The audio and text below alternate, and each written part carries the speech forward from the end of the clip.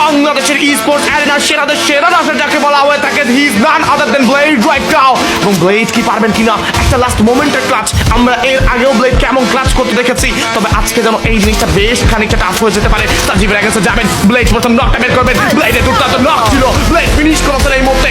আরো একটা কিল যাচ্ছেন, এই যেন সাপ আসলে সাপ আর বলের খেলাটা আছে না, যে গোল্টু ভাই যাচ্ছে নক করতে, ব্লেড হোয়াট আ শট করে ইউনিক রেজাল্টদেরকে পুরো দমে কিন্তু এই মুহূর্তে শাট ডাউন করে ফেলা হবে।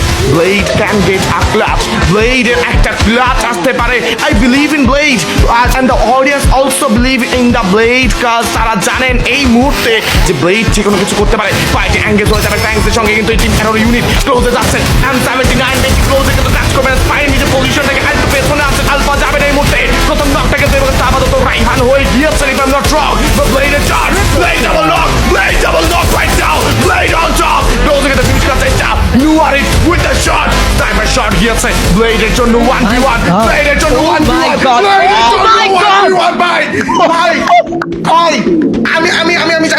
আমি জানি না, এটা কি দেখছি ভাই, what was that?